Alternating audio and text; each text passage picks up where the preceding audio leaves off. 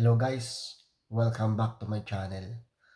Ngayong video nga pala guys ay i-share ko lang sa inyo ang isang minutong video ng aming inupahan na bahay nung kami ay nanood ng Eraserheads live in Auckland, New Zealand. So kahit maliit itong video na ito sana'y nagustuhan nyo guys.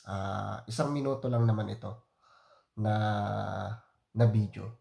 Parang second floor lang pero hindi ko na i-video ang first floor. So try nyo guys. Thank you.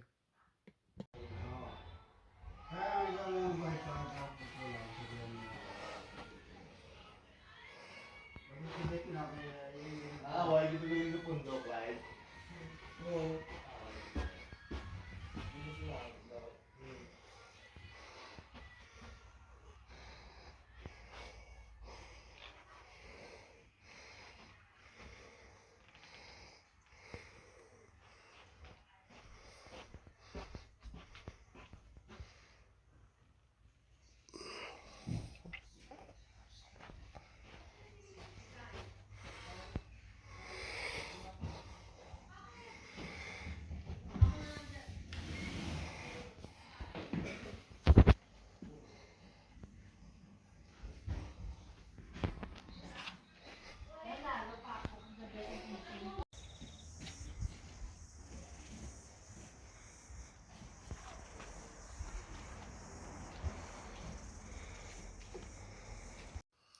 So yun lang guys ang video na i-share ko sa inyo.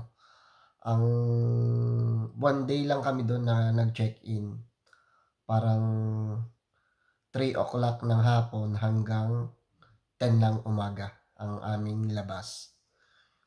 Bali ang ginawa lang namin doon doon kami natulog pero nag-inuman muna kami guys bago umuwi papuntang Libin. Kasi yung biyahe namin guys ay 7 hours mula sa Libin to Auckland. Balikan yon. Pero nung umuwi kami guys ay ano na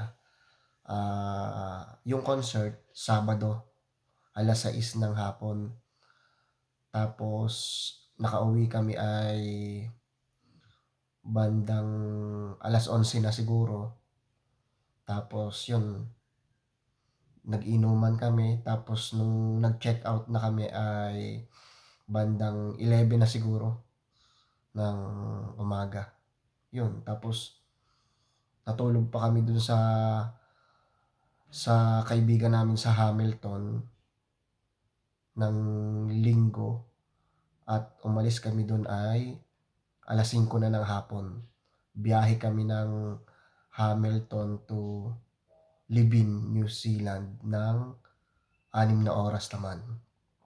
Nakarating din kami dito sa Libin ng alas 11 guys ng gabi. Yun, pero maganda naman ang tanawin dahil maraming bundok, maraming mga baka, ayun guys.